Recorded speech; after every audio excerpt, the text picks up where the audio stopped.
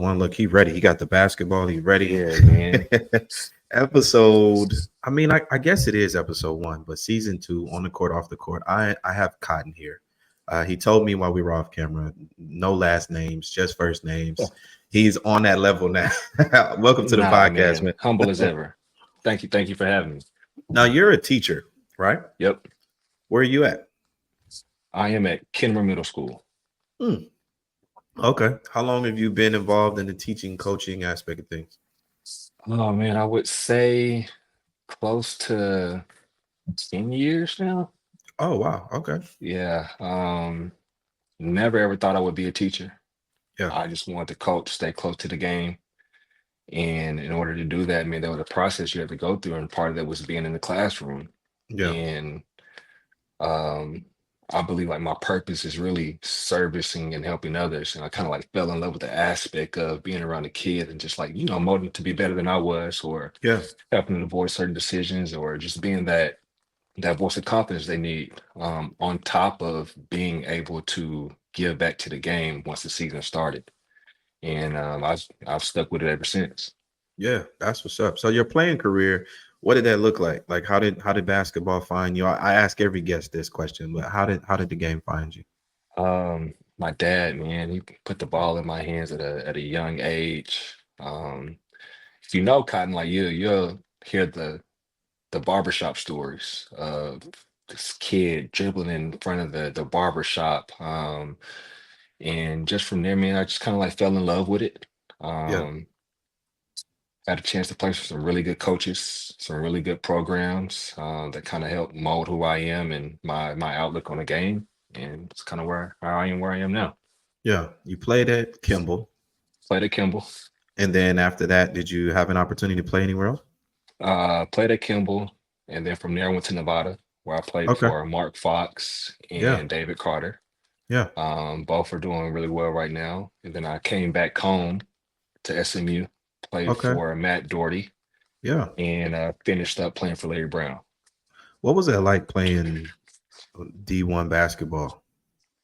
Because I mean, now you're a coach. Like, what is it that Um, what do you really want kids, parents, people that have never played that want their kids to play, but you actually play? Like, what do you want them to grab from all that? you gotta trust the process. Hmm. If the lazy man works the hardest. If you skip any steps, one way or another, like you're gonna have to face it. Yeah, Um, at the next level, like these coaches, like they want to win. Some of them have to win, and you that's a have to fact. have those winning habits and traits to make sure your game translates to whatever level that you're on. Yeah, If not, your skill set doesn't really matter, because they'll never see the floor. And a lot of it's mm, just mental, and it's your circle. It's about what's around you, who's going to help you through those tough times, and who's going to keep it real with you too yeah. when things get tough. And I think that's the biggest aspect of becoming a great Division I player and making it to that next level. Is mental and who's around you. Playing for Larry Brown, like I've heard, all the stories about how meticulous he is, how tough he is, how honest he is. What was that experience like? Um, well, it was Larry Brown, so you're already in awe.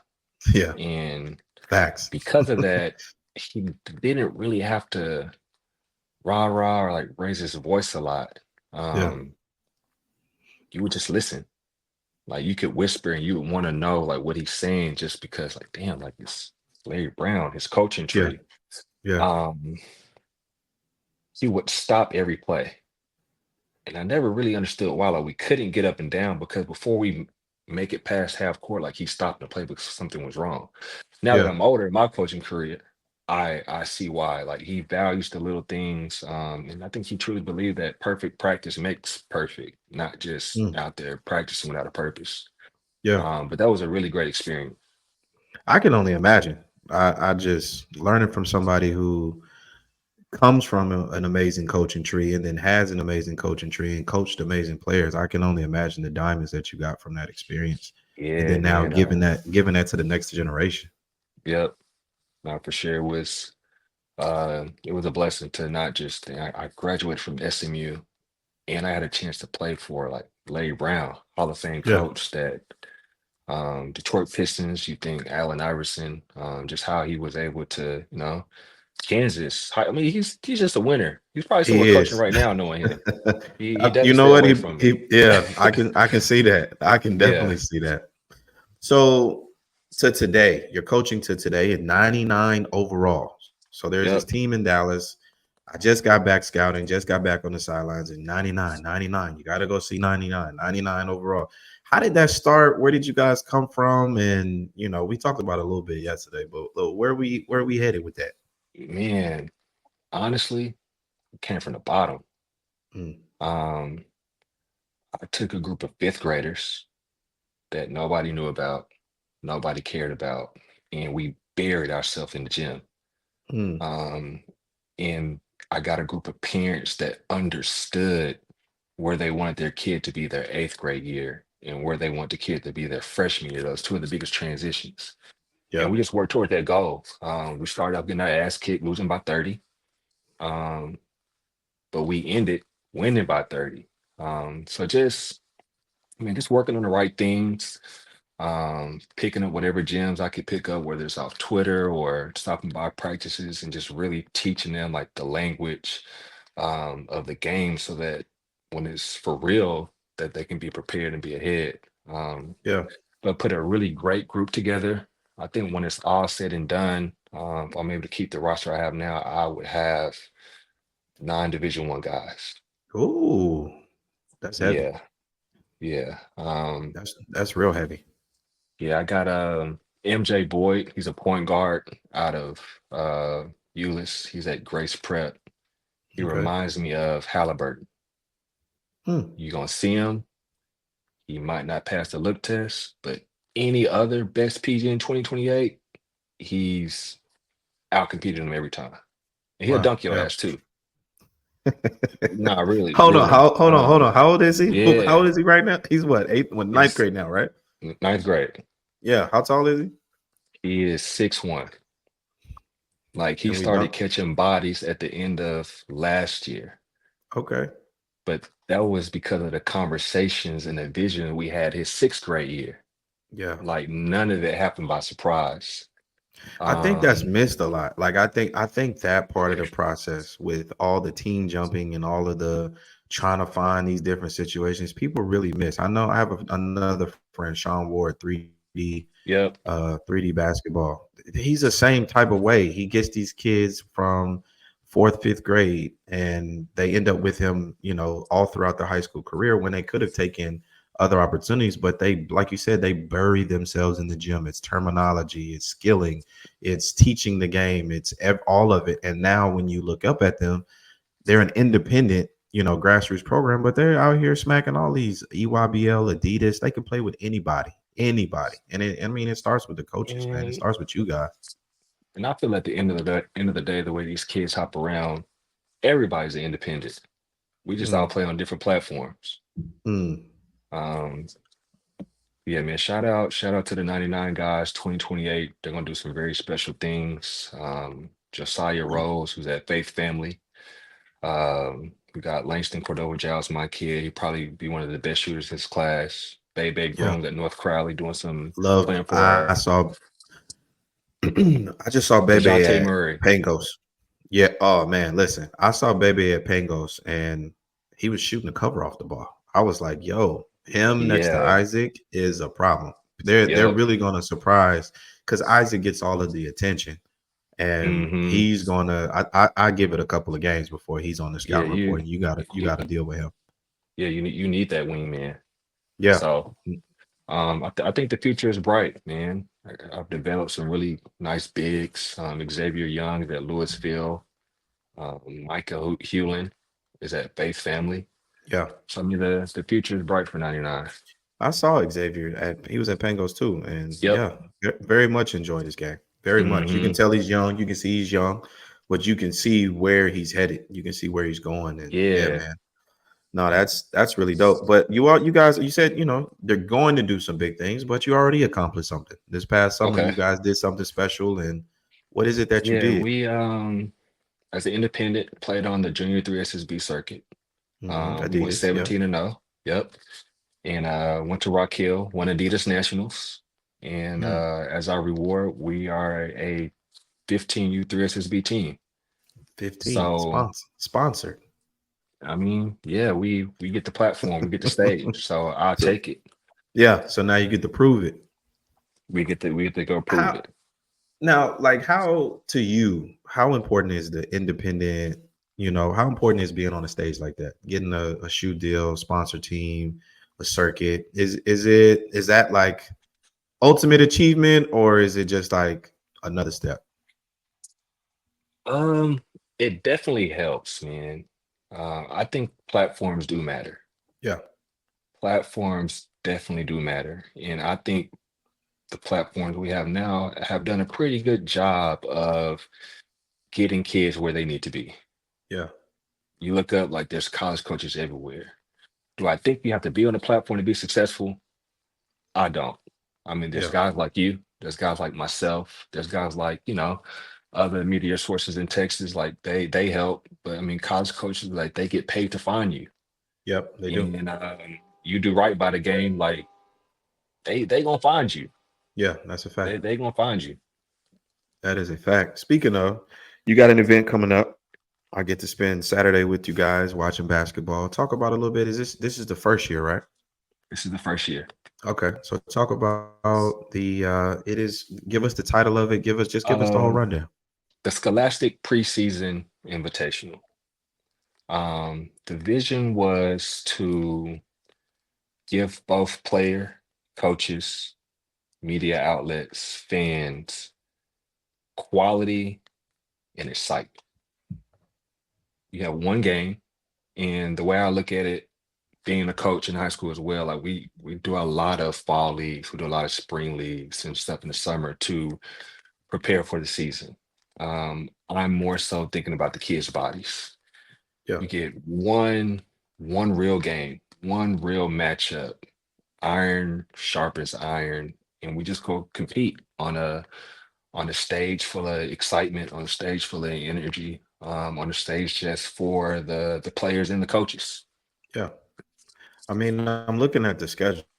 We talked about it a little bit earlier, but you have the Kimballs, Allen, Sox, Lincoln, Carter, Denton Guyer, North Crowley, Red Oak, Duncanville, Melissa, Crowley. Like, I mean, you have everybody here, and you have Yeah. players. I mean, Duke just left yesterday, or maybe the day before, from seeing the Hmm. kid up in Melissa. I mean, we have real talent here. So Yeah. um, it's one game, but that one game, I was at Crowley. I went to the Crowley Champion Shootout, and Dunkerville played Crowley. I think it was like 9 o'clock in the morning. It felt like a playoff game, Yep. at least a district game. And Yep. so I already know these teams. Starting at 10 o'clock in the morning, Kimball versus Allen is going to be fireworks. Gonna I be mean, nuts. it's going to be crazy. Yeah. And like Um, I said, a little birdie told me that that guard at Kimball. If you know oh who he is, you man. know who he is. So you He'll mean be back. I need to give Kimmel some more warm-up time, is what you're telling me. Man, I mean, Kimball Allen is going to start everything the way it needs to be started. Allen is Got you. always a well coached group. Always Very. Kimball is always a well coached group. Gonna bring the hard work. Gonna bring the attitude. That's gonna be a good game at 10 o'clock in the morning. That's how you Hmm. start. That's how you start an event right there for sure. Yeah. Yeah, man. As far as no, go ahead. Go ahead. I'll say this is the event for the fans. Once you make it there, it's not one bad game, not one bad matchup. Just come hang out with me all day Saturday. Yeah, we're at Arlington Baptist. Yep. College Um, campus. college campus. I was gonna say you got a college campus. Yeah, I mean, how Well, how many times are we able to get our kids on a college campus to compete on the event? yeah, Um, so I think they deserve that too, something different. a- absolutely. No, it's a great opportunity. Very much a good opportunity. Um, from the scouting perspective, and I think you're entering into the event space as far as putting Hmm. events together, putting games together. What do you look for? How do you match up teams? How do you kind of get those guys together? I look at classification. I look at players. I look at culture. I look at records. I look at style of play. Mhm. Um, coaches. It's I think for me it's a lot of different aspects, and you got to know what the fans want as well. Right. So giving the fans what they want, giving the coaches what they want, giving the players the matchups that they need to be mutually successful, no matter the outcome of the score.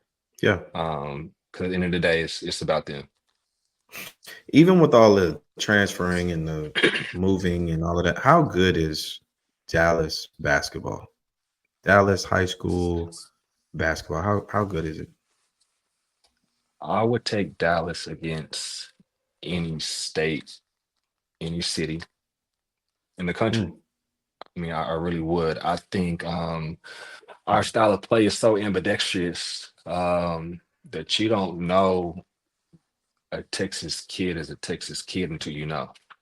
right. Um, Ain't kind of fit in you, anywhere. yeah, I mean, you can tell like a New York kid style of play versus a Yep. California kid style of play, but when you see a Texas kid, it's like we're athletic, we can shoot, we can handle. We have elite point guards, elite athleticism.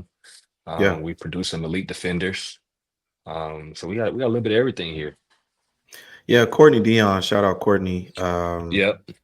He said the other day on Twitter, he said, you could look, you used to be able to look at kids and kind of really tell where they were Hmm. from their style of play. And I think, like you said, I think you can look at a kid from New York, a kid from the DMV area, and see kind of that style of play. You can definitely tell the California dudes. Like you can No, for always see sure. the California guys. But I think you might be right about that. I think Texas guys may fit in anywhere. I think that's why you probably Hmm. see kids going. Kids go West Coast, kids go Northeast, kids go Southeast, everywhere. Where they're pretty much Yeah, everywhere. And then I mean, look at the NBA influence. and not only that, if you look at the last couple Final Fours, everybody's had a Texas kid on their roster. Very true, and they've been I mean, contributing. it's almost like you can't make it to a Final Four without, hey man, come to Texas, get a kid. That's all I'm saying. Yeah, yeah. No, I Like mean, you Texas you kid is where that's where it's at. I know the conversations I have. I have conversations all over the country, and it's not Hmm. just Southern, Southwest, Southeast. It's like literally West Coast to East Coast, North to South. Yeah. I talk to everybody, and they're interested in coming to Texas and finding kids. And I think that the style of play, the toughness here is not always found in other places. Right. I've had a coach tell me that kids here in Texas that may not be ranked or may not have stars would maybe go to a California and be, like a Hmm. 3-star, 4-star guy. Just to. Yep. And do you think football, like what about the football influence? Does that because most kids here play football when they're young. That's like Yeah. where it starts. But do you think that has anything to do with the basketball game? I think they do a great job of feeding off of each other. I mean, here we are. You have some of the best powerhouses here in Texas right in our backyard with the Duncanville and DeSoto's, the North Yeah. Crowleys, the Louisville. They're doing great thing in football. And then you spill right over to basketball season, and those same teams are still at the top. But now the football talent here is crazy. I think Texas is a one-stop shop Yeah. if you're trying to come get you a football kid or a basketball player. Yeah. I know, but No, do you have any football? You have any guys that play both sports? I have two football kids. Hayden Green, he's at Hmm. North Crowley, starting wide Okay. receiver. He's about 6'3". Hmm. What And I have a class kid is he? named, he's 2028. Okay. And Young then I guy. have a kid, yep, named Max. He's at Louisville. He's like 6'4". He might be 275, but he can move. Really? He moves, and he's starting at Louisville. Yeah. Picked up a Texas Tech offer. I think he's visiting SMU this weekend, so he's on track to do some really great things as well. Do you feel the need to be selfish when it comes to dual sport athletes? No, I don't. I Yeah, don't. Because you never know. For example, that's very, Hayden Green. very true. Yeah. Um, his dad did not want him to miss anything 99, but it was a big summer for him to get ready for what awaited for him at North Crowley. Yeah. And the only way he did that if he was to miss 99 and really commit to what he's already good at now.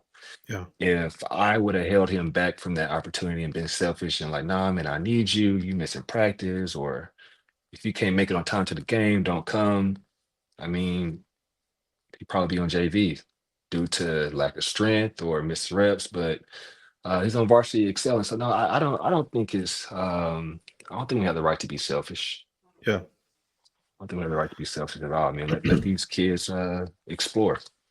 I've always wanted to know. I know, that happens here in Texas. Like we said, it's just a huge sports state, but football just takes so much space. And Yeah. it's a different kind of conditioning. It's a different kind of training. Hmm. And it does take some time if you're on the field to translate to the basketball court. But I've always just wanted to ask a coach, hey, do you ever feel selfish about it? Because I know some football coaches that do not want their kids playing basketball at all. They want them playing football. They want them lifting weights in off season. They want them Yeah. working on his speed, and but like you said, you never know. You never know. And Hmm. then, if you are good enough, you can double back later on in your career. Mark Vital played basketball and then came back, played football. Yeah. I mean, the tight end position is, plenty of them. Big Smooth, Jatire Carter played at MWA back in the day, and he Yep. is now with the Carolina Panthers. He was with the Bears, got drafted by the Bears, and now he's an offensive lineman with the Panthers. So it's just an opportunity. It's an awesome Yeah, it is. opportunity. But man, I'm looking forward to spending some time with you guys on Saturday. Just getting back in the gym, watching some good basketball. What's the admission for people that are coming? Adults, Um, kids, student IDs, whatever. How do you get in? just admission is $15, and that's good all Okay. day. Yeah. It's good all day. So $15 admission. You can watch as many games as you want. College coaches in the building, plenty of good basketball in the building. How can people get Hmm. in touch with you? How can they follow what you're doing? You follow me on Twitter, a player's Okay. coach, um, and that's where all the updates to be for the event. Yeah, a player's coach. Follow him on Twitter. He's got 99 overall in the summer. It's going to make some big noise. I really see that. Yeah, Like, I look forward to you it. know, yeah, I'm sure. I can tell. It's kind of the quiet before the storm. You kind of chilling, like, okay, I look forward to it, but I can kind of Nah, see like yeah, it's a lot brewing underneath there. Like we're gonna let the dogs loose. yes, I'm a true competitor at heart, man. But I try to compete with class, but at the end of the day, I'm still a true competitor at heart, and I just look forward to whatever opportunities are put in front of me. Yeah. Well, cool, man. Well, I appreciate you being on with me today. Yes, sir.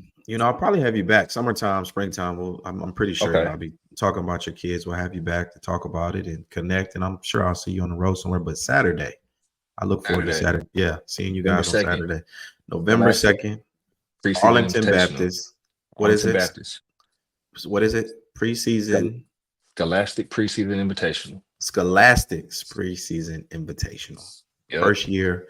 I mean, I think it could really be a big thing. Especially you already have the teams, the names. So I look Yeah. forward to following your journey, man, and seeing you. So I Yeah. appreciate you being on and thanks for coming in. I mean, I appreciate you.